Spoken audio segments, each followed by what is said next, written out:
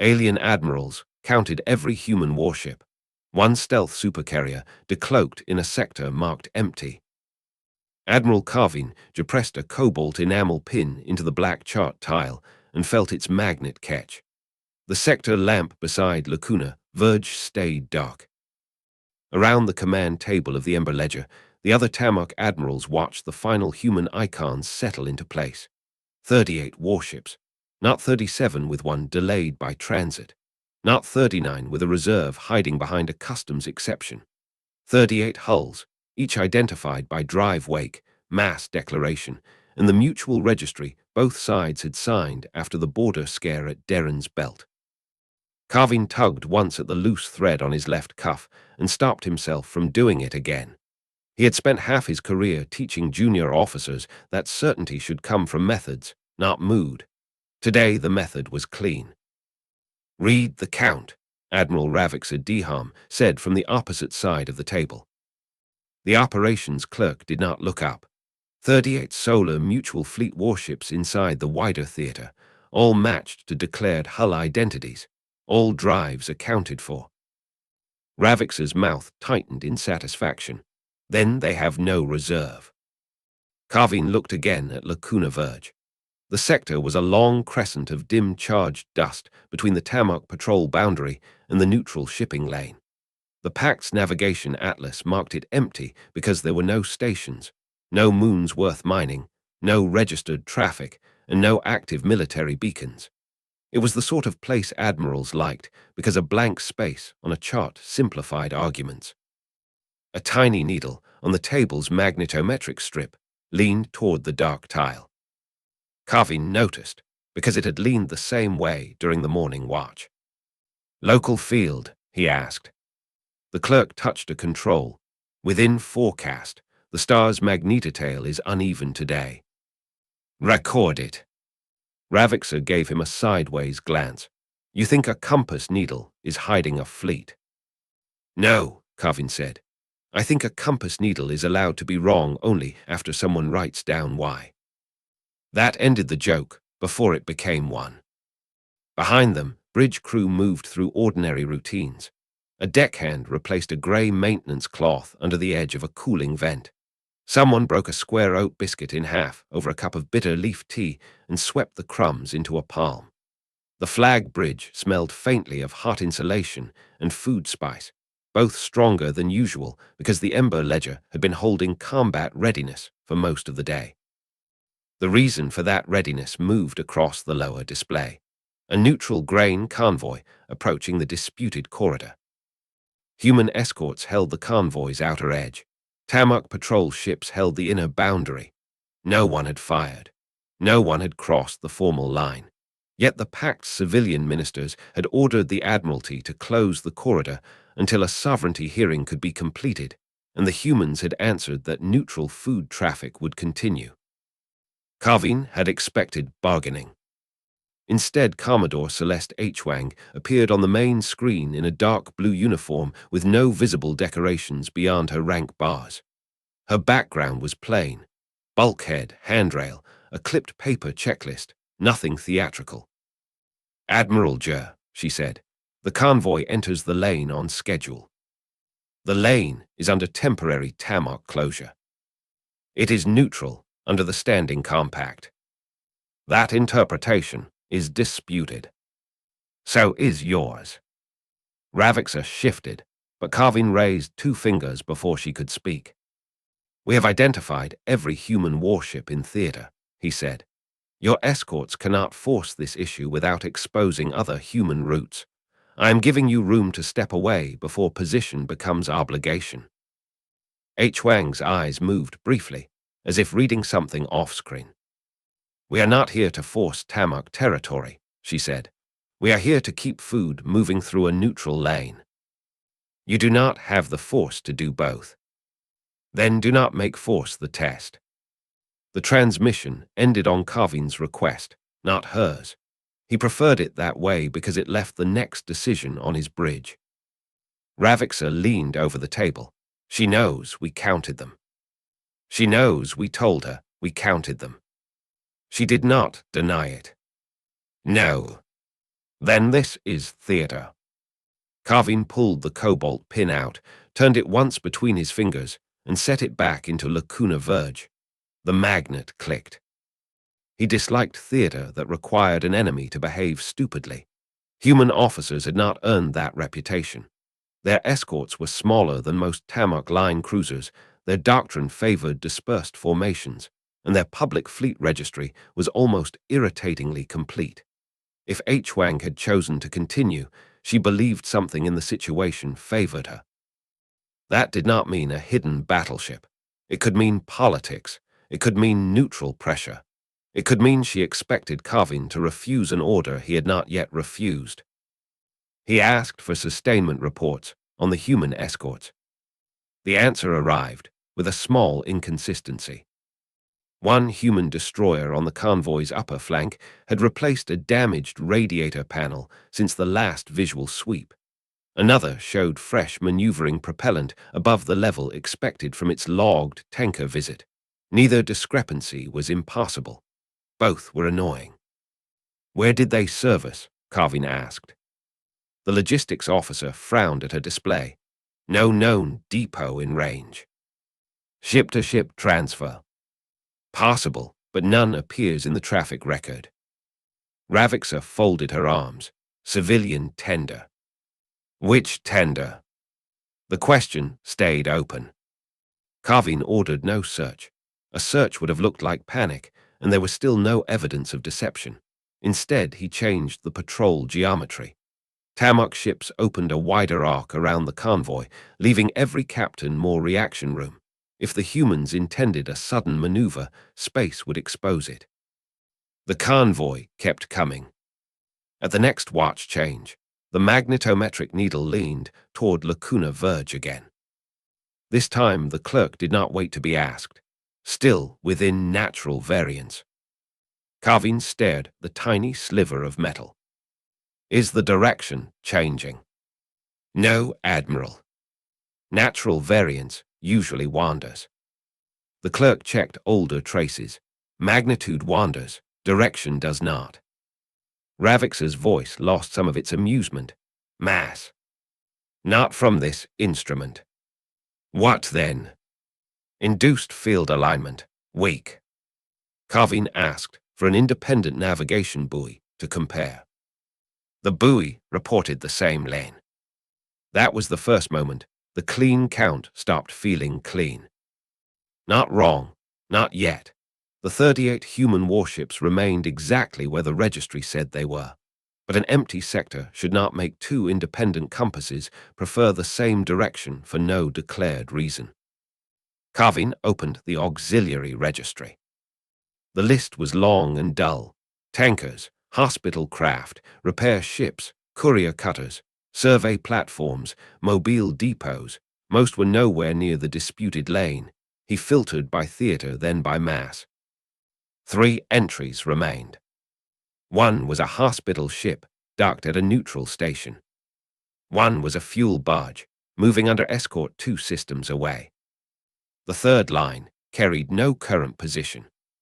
TCS Folded Sky, Mobile Sustainment Carrier, Solar Mutual Fleet Auxiliary Command, position withheld under the Compact's Protected Support Clause. Carvin read the line twice. "Why is that not in the warship list?" The clerk answered carefully. "No independent offensive battery. The registry classifies it as support tonnage." Ravixa gave a short breath through her nose. "A carrier with no guns." "Apparently. Then it is not the answer." Carvin touched the entry. The listed silhouette appeared. A broad, shallow delta with a deep central notch flight volume occupying most of the frame. The size estimate was substantial, but the file carried an old notation: support doctrine, fleet maintenance, interceptor recovery, humanitarian surge. No location. No weapon battery. No reason for a Tamarq war count model to include it. Yet H-Wang's destroyers were returning to duty faster than local logistics allowed. Carvin looked at the oat biscuit crumbs still caught beside one console seam. For a few seconds, the most unsettling thing on his bridge was not an enemy ship. It was the possibility that every number he had quoted to HFY had been accurate and still had failed to describe the field. He sent her a second call. She answered quickly. "Commodore," Kavin said, "is the folded sky supporting your convoy?" HFY's expression did not change. "You asked whether every human warship was accounted for. I am asking a different question now." "Good." Ravixa stepped closer to the screen. "Where is the carrier?" HFY looked past her, back to Kavin. "The convoy remains on the neutral lane," she said. "If your patrols hold their side, location will not matter." Kavin felt the loose cuff thread against his thumb. He had started pulling it without noticing. He let go. "Location matters to admirals. Then count what matters to the convoy first." The screen went dark. Ravixa turned sharply. That was an admission. It was a refusal. Same consequence. "No," Kavin said. "Admissions give you facts. Refusals give you choices." The convoy crossed the outer navigation marker. Tamarq patrols tightened formation. Human escorts did not. And on the chart, beside the sector still marked empty, the cobalt pin pulled a fraction of a degree toward Lacuna Verge before its magnet settled. Kavin ordered the chart magnified until the empty crescent filled the table. No ship appeared. Dust density, charged particle flow, and navigation hazards all matched the public atlas closely enough to satisfy a cautious captain. The only stubborn fact was the directional pull. He could have ordered active ranging pulses into the sector. The Pact had the power to do it.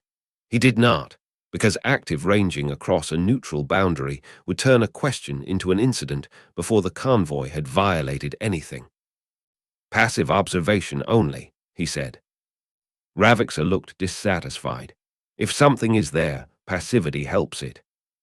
If nothing is there, aggression helps our ministers explain why we started a battle over a food route." That answer quieted the table. A junior officer brought Kavin fresh tea. He realized his first cup had gone cold without being touched.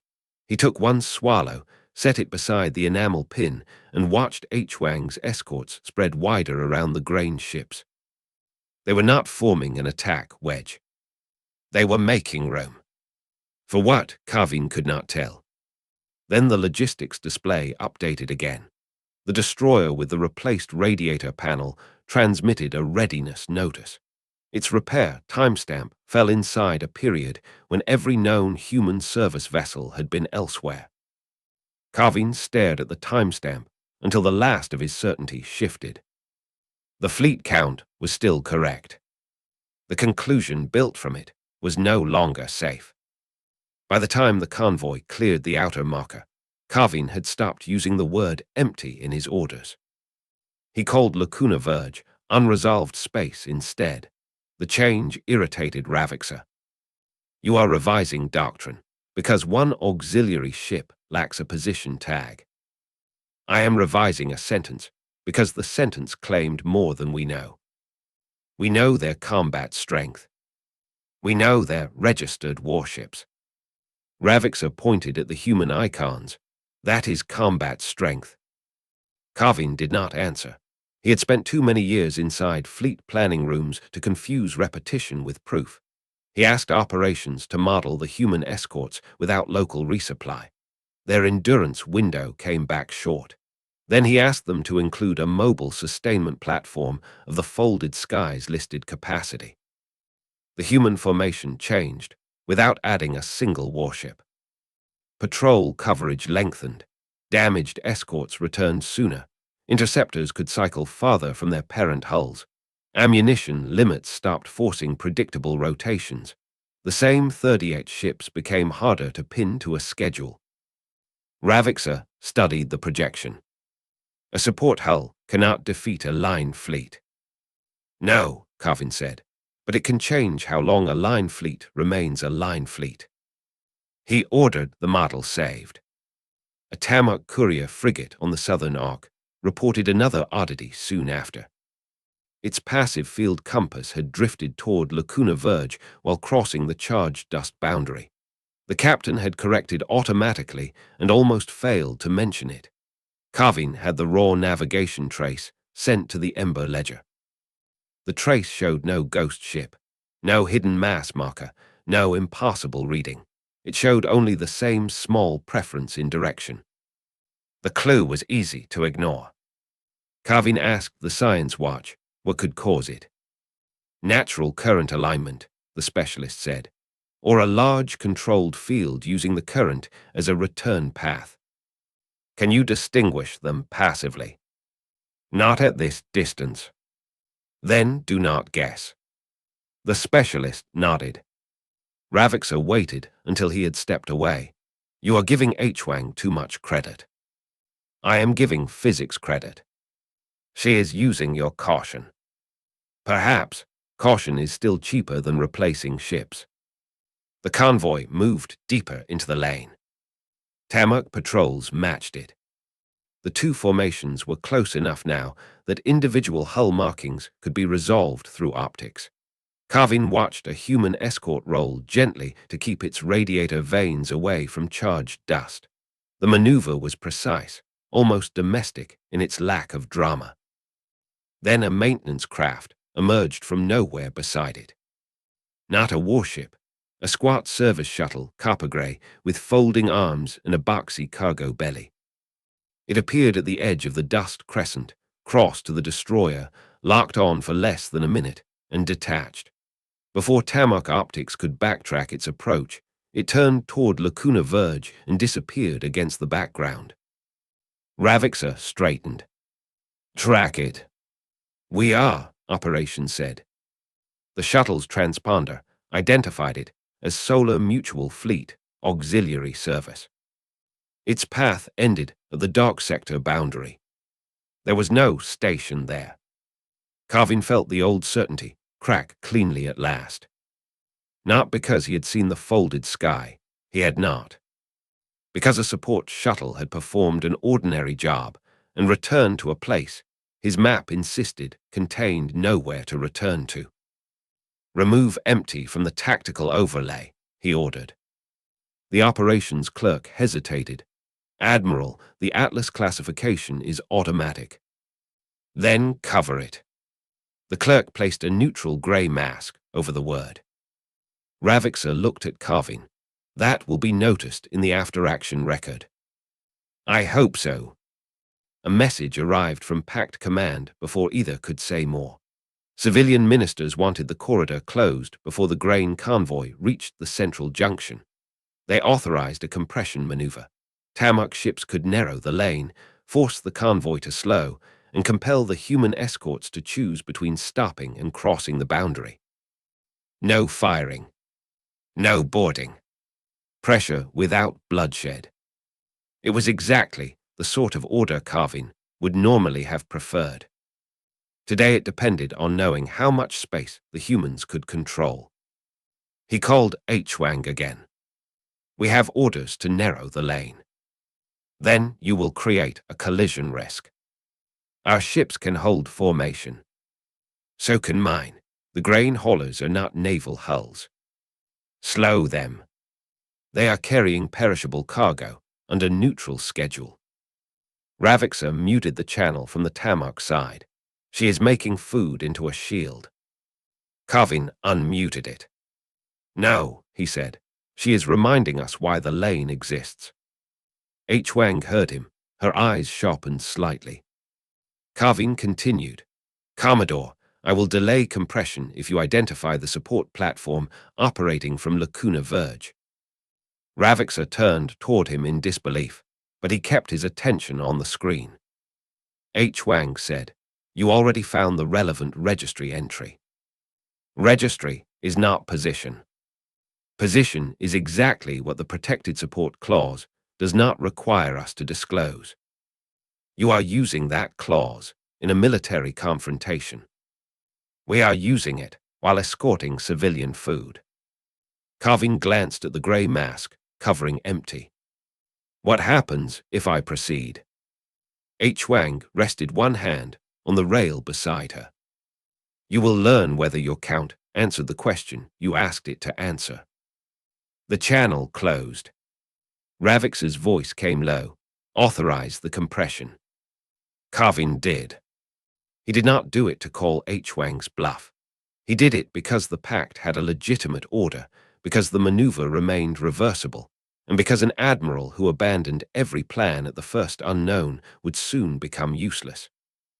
Tamarq patrols began sliding inward. The human escorts adjusted. The grain haulers held course. For several minutes, nothing happened. Then every passive compass on the Ember ledger leaned toward Lacuna Verge at once. The movement was tiny. The bridge noticed. Carvin set down his tea. The dark sector changed. At first it looked like dust moving against the stars. Then the starfield itself seemed to bend along a vast, shallow line. A second line appeared beneath it. Copper-gray surfaces rolled out of concealment in overlapping bands, solid enough to erase the background they had imitated. Something wider than any human escort occupied the space where the chart had shown nothing. Its outline resolved slowly, a broad delta, deep notch at the center, long flight apertures recessed along both wings. No spear-shaped prow, no exposed cannon spine. The ship looked built around internal volume and access rather than a single forward weapon. The registry identified it. TCS, Folded Sky. Mobile Sustainment Carrier. Auxiliary Command. Ravixa whispered, "That is an auxiliary." Carvin did not answer. The carrier continued decloaking. Its cloak did not vanish like a curtain. Field lines peeled away from the local charge dust current, and the magnetometric strip on the table relaxed toward neutral. The clue had been there because the ship had not erased its presence. It had borrowed the sector's natural field direction to route its emissions somewhere ordinary instruments would accept as background variation. The folded sky opened no gun ports. It opened flight doors. Service craft emerged first. Fuel skiffs, repair tenders, recovery boats, then compact interceptors with short wings and no visible heavy strike mounts. They spread toward the human escorts in disciplined streams. The human fleet count on Carvin's display did not change. 38 warships. Exactly as before. Everything those warships could do changed around them. A destroyer dropped out of escort formation, met a tender, and returned with fresh propellant. Another transferred damaged sensor panels to a repair craft without leaving the lane. Interceptors took station far beyond the range Tamarq models had assigned to the nearest human carrier. The compression maneuver stopped being simple. Carvin raised a hand. Hold inward movement. Ravixa stared at him. We still outgun that ship. That is not what I ordered you to calculate. She has revealed her reserve. No, she has revealed why the word reserve was wrong. A communications tone sounded. H. Wang appeared again, this time with a different background. Behind her, crew crossed a wide operations deck under low amber strips. Through an interior opening Carvin could see maintenance frames moving around a returned interceptor. TCS Folded Sky, she said. Commodore H. Wang commanding. Our status remains auxiliary support under the Standing Compact. We have no independent ship-killing battery.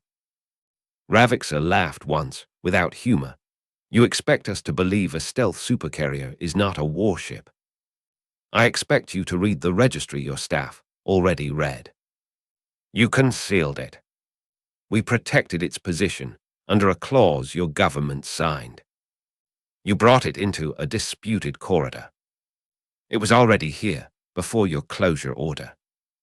That landed harder than the decloak. Carvin leaned forward. How long? H. Wang shook her head. Protected. Ravixa said, convenient. H. Wang ignored her. Carvin looked at the great carrier and understood the next problem. The humans had not rushed a secret weapon into the sector after negotiations failed. They had positioned support before the crisis became a crisis, likely as part of ordinary contingency planning. The Pact had counted warships because warships were what its doctrine considered decisive. The humans had built their readiness around something the Count excluded. He asked, "What do you intend to do with it?" "Keep the convoy moving." "And if we continue compression?" "Keep the convoy moving." "No threat." "No need." Ravix's jaw tightened. Kavin understood why. A threat could be challenged.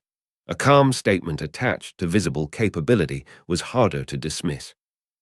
He ordered operations to rerun the corridor model, with the folded sky included. The result arrived quickly. The Tamarq fleet could still win a direct exchange, but it could no longer close the lane cheaply, quickly, or without exposing ships on the outer arc to human interceptors and resupplied escorts. More important, the model could not guarantee that a force stop would remain nonviolent once civilian haulers were trapped between moving formations. Kavin cancelled the compression maneuver. Not the closure order. Not yet. "Return to original spacing," he said. Ravixa faced him. "You are yielding the lane." "I am preventing a traffic control maneuver from becoming a battle before we understand the platform in front of us." "You understand it. It carries small craft." Kavin looked at the display. "No," he said. "I understand that we have been measuring the wrong unit." The grey mask still covered the old word on Lacuna Verge. Under it, the cobalt pin remained fixed.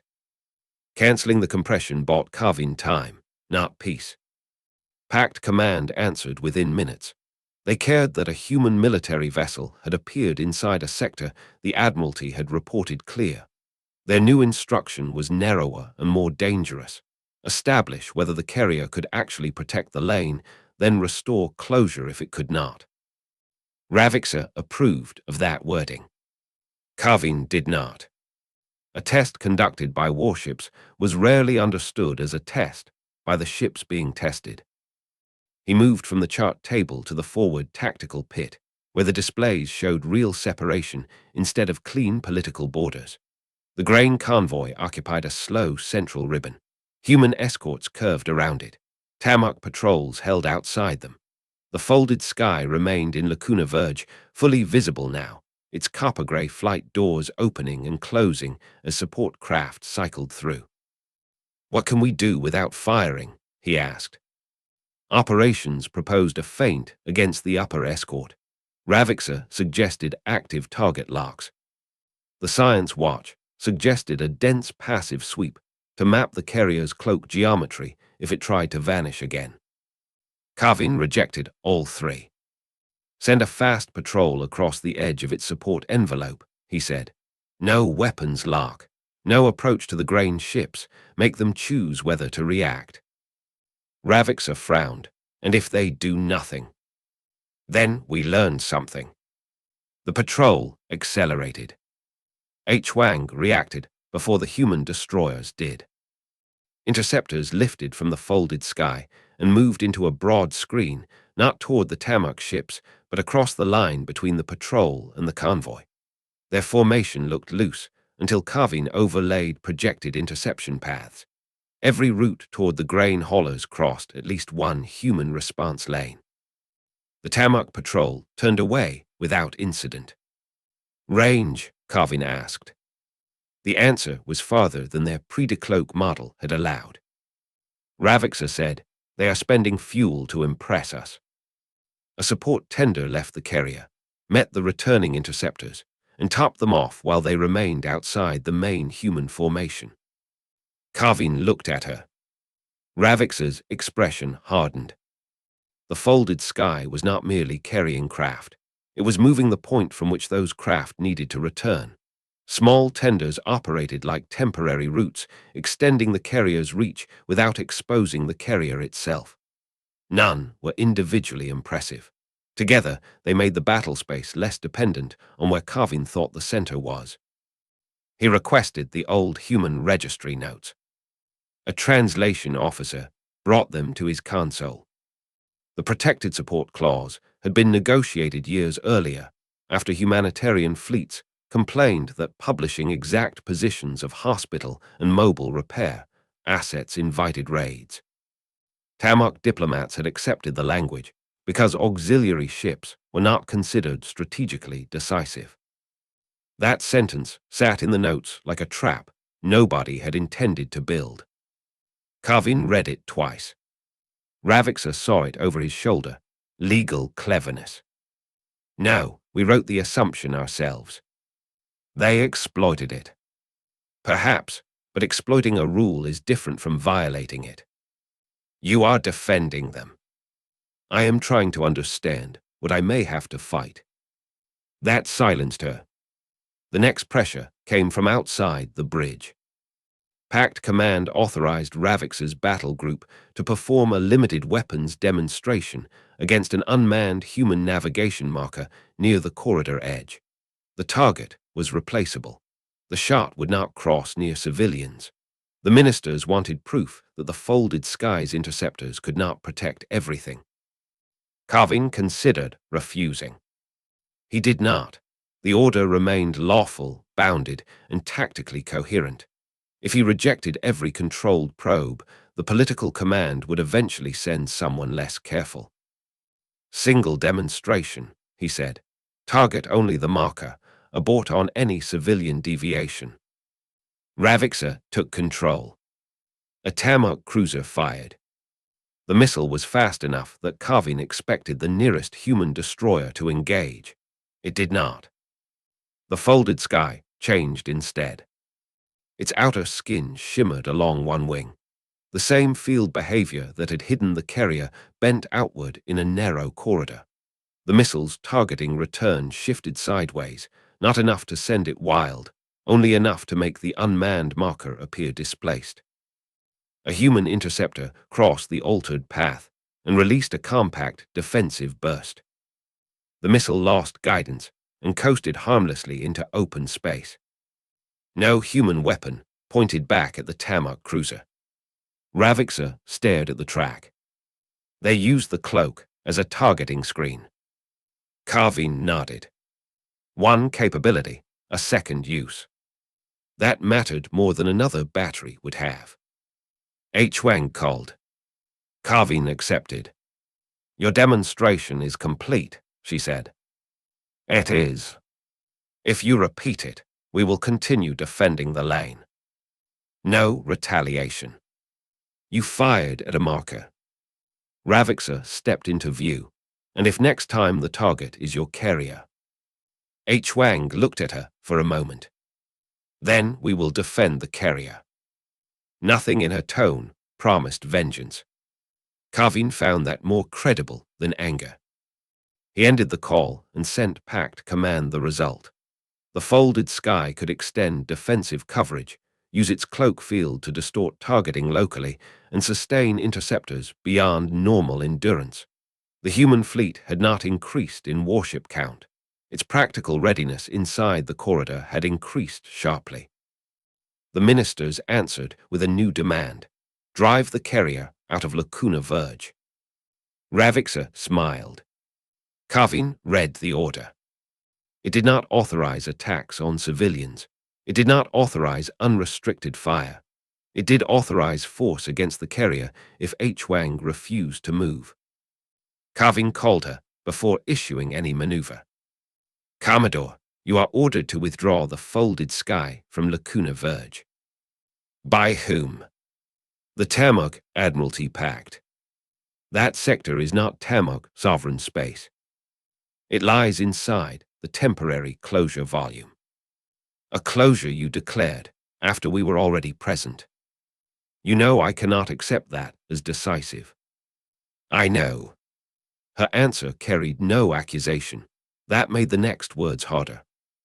If you stay, ships may fire. H-Wang looked down briefly, then back up. Will yours? Carvin felt the frayed thread at his cuff.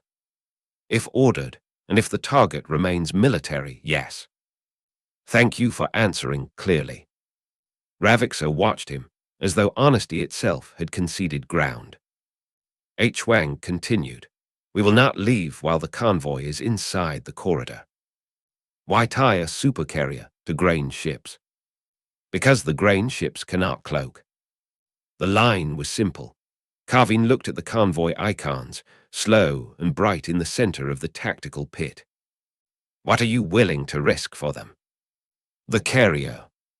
The channel closed. Ravixa said, "That is either confidence or manipulation." "It can be both." Carvin ordered the first advance toward Lacuna Verge. Tamarq line cruisers moved in measured formation. Human escorts did not intercept them. The folded sky continued service operations until the closing distance made that behavior feel almost rude. Then its tenders withdrew. Interceptors spread. The carrier's broad delta rotated slightly, placing its deepest armor between the Tamarq approach and the convoy. Carvin saw what H. Wang had meant. She was not using civilians as a shield. She was using the carrier as theirs. He issued a final warning. H. Wang acknowledged it. Ravix's group crossed the engagement limit. Targeting systems painted the folded sky. The carrier did not recloak. That surprised Carvin more than if it had vanished.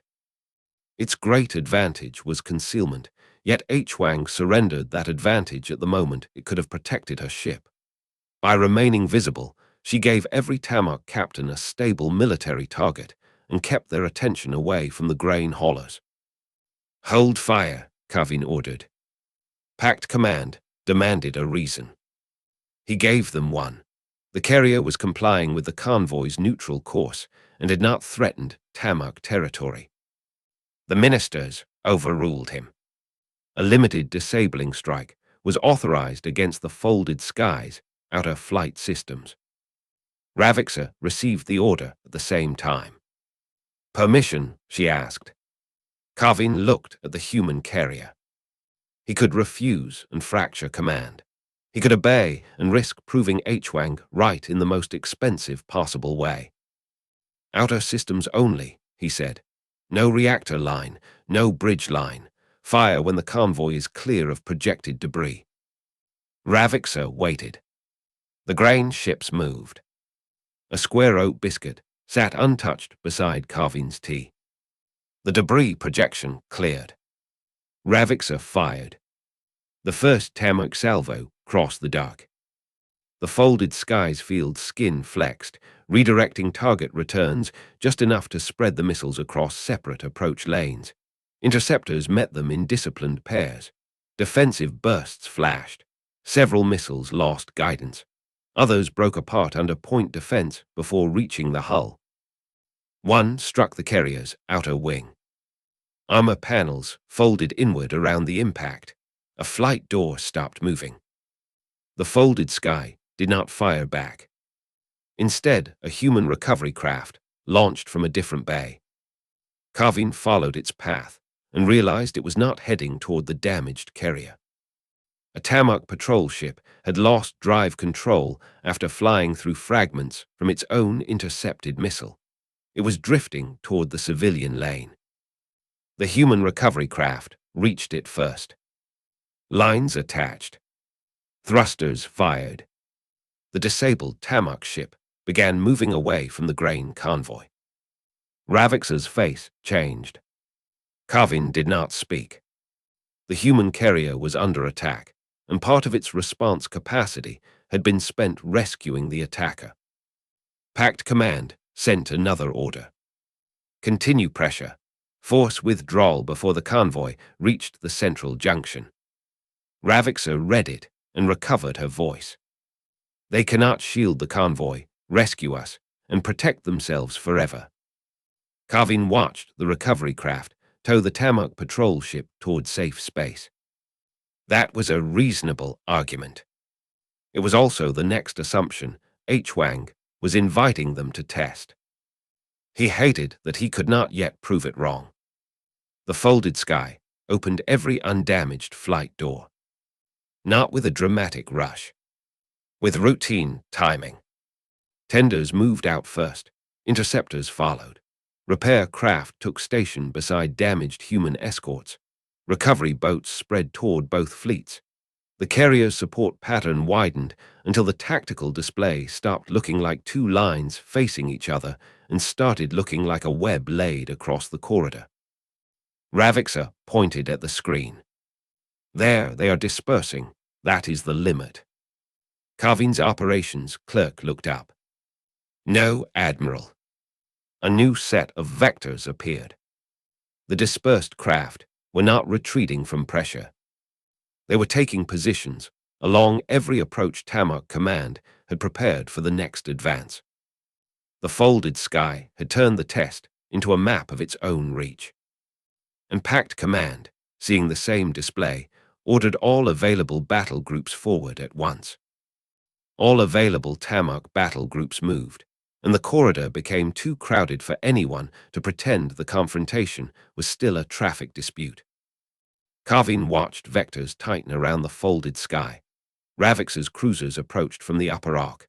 The remaining packed groups closed from below and behind, each staying outside the civilian line but shrinking the space in which the carrier could maneuver.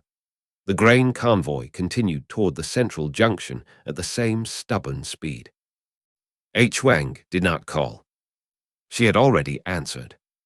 The carrier's web moved with the Tamarq advance. Tenders shifted to rear positions. Interceptors paired with recovery boats. Repair craft stayed near the human escorts. The pattern changed constantly, yet its purpose remained clear. Keep weapons away from civilians, keep damaged ships from drifting, keep the human escorts supplied. Carvin asked operations for the shortest path to force the folded sky away from the lane. The answer required concentrated fire on its exposed wing. He asked for the likely debris cone. The cone crossed the grain convoy. Rejected. Ravixa said, then we close range. That is what the ministers ordered. Tamarq ships accelerated. The folded sky still did not move away. Its field skin rippled again. Instead of hiding the carrier, the cloak effect extended in several narrow bands between the approaching cruisers and the convoy. Targeting returns softened whenever a weapon line crossed those bands. The humans were using concealment backward. They were making the things behind the carrier harder to target while leaving the carrier itself obvious. Carvin felt a cold pressure behind his eyes. Not fear of a bigger weapon. Fear of a better answer to the exact problem in front of him. Ravix's group entered close engagement range. Warning lights appeared across the tactical pit. Human interceptors had acquired targeting solutions on Tamarq sensor masts, missile apertures, and drive control surfaces. The solutions were precise enough that the Ember Ledger's defensive computer began recommending evasive actions. No human shot followed. Are those real? Carvin asked. Operations verified them. Every Tamarq battle group showed the same warning. The human craft were not heavy enough to destroy line cruisers easily, but they did not need to. At these distances, coordinated strikes on exposed control surfaces could break formations, blind launch systems, and force ships to choose between retreat and uncontrolled drift. The folded sky's tenders kept those craft fueled. Its cloak bands spoiled long-range targeting. Its recovery boats waited behind them. The carrier had created a battle space in which the humans could take pieces away without needing to destroy hulls. Ravixa saw it too. We can still break through. Yes. We can still damage the carrier. Yes. We may still win. Carvin looked at the grain convoy. Yes. Ravix's voice sharpened. Then why are you speaking as if we lost? Because winning this exchange no longer answers why we came.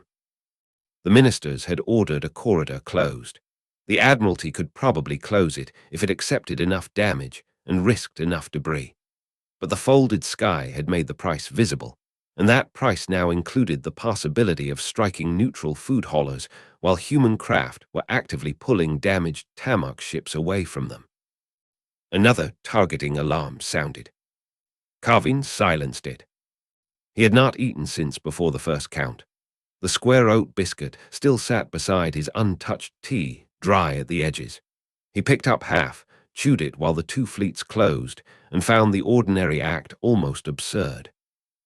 A bridge technician replaced the grey maintenance cloth under the cooling vent. The same routines continued, because ships were built from people who still had to eat, wipe condensation, and keep air moving even when admirals were making history badly. Carvin finished the biscuit. Then the first close-range salvo launched. Ravixer had fired at the folded sky's damaged wing, exactly within the authorization Carvin had given. Human interceptors moved before the missiles cleared Tamarq formation. The cloak band's bent targeting returns outward. Some missiles corrected. Others chased false angles long enough for defensive bursts to catch them. The surviving weapons reached the carrier in a scattered sequence instead of together. Armor folded. A service bay went dark. The folded sky held position. Then every human targeting solution on the Tamarq formation changed at once. Not toward reactors. Not toward bridges. Toward weapons. Carvin's display filled with red outlines around launch apertures, tracking arrays, and external fire control vanes. The humans had enough geometry to cripple the Pact's ability to continue the exchange without turning the battle into a slaughter. Still, they did not fire. H-Wang called. Carvin accepted immediately. Her operations deck behind her was busier now. Crew moved around a darkened station. One overhead light flickered. H-Wang herself looked exactly as controlled as before. "Admiral," she said, "your ships have firing solutions on us." "So do yours." "Yes. What do you want?" "The convoy through the junction." "And after?" "Stand down the lane closure. We will keep our escorts on the neutral side. The folded sky will remain visible until your ships disengage." Ravixer stepped into the channel. "You could disappear now." "We could." "Why not?" "Because you need to know where to aim, while your people decide whether to stop." Carvin looked at H-Wang for a long moment. That was the final proof. The cloak was not valuable because it made a giant ship magically absent. Its real value was choice. The carrier could hide, reveal, shield, distort, sustain, and recover. H-Wang had chosen the version of that capability that reduced uncertainty. For the opponent, at the exact moment, uncertainty would have made everyone more dangerous. Controlled power had become a form of restraint. Carvin opened the fleet-wide channel. "All Tamarq groups cease offensive action. Maintain collision separation. Weapons hold." Ravixer turned on him. "Pact Command has not rescinded the order. I am rescinding my execution of it. You may be removed." Then someone else can explain why grain cargo was worth a fleet action after we proved the lane could be held without crossing our border. The bridge went very still. Pact Command demanded confirmation. Carvin gave it. The ministers argued for another push. He sent them the tactical record. Every Tamarq warship currently held under a human disabling solution, every human solution withheld, every rescue of a Tamarq vessel, every debris projection that crossed the civilian route, and the original registry entry showing the folded sky had never been counted as a warship because the Pact's own definitions excluded it. Then he sent one sentence of recommendation. Suspend closure and renegotiate fleet presence doctrine before the next patrol cycle. The reply took longer than any weapons order had.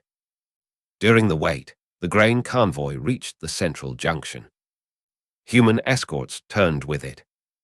The folded sky remained broadside to the Tamarq fleet, still visible, still vulnerable enough to be a clear target. No one fired. Ravixer stared at the carrier.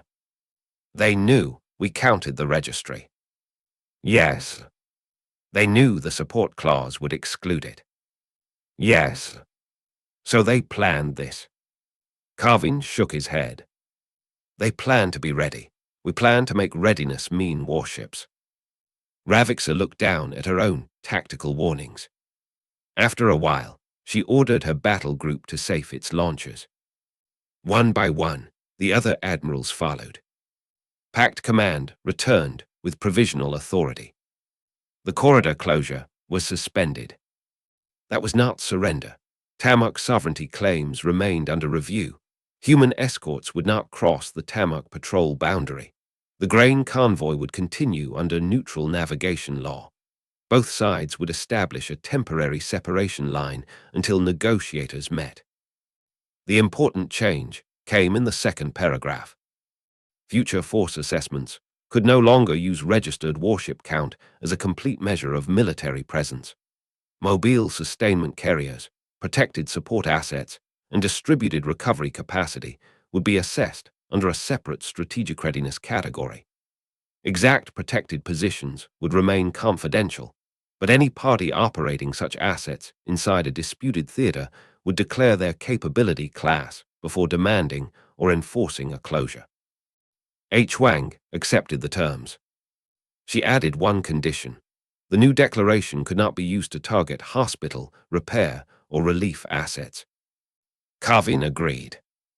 Ravixer surprised him by agreeing first. Carvin also received an assignment from the Admiralty, chair the doctrine group that would write the readiness category.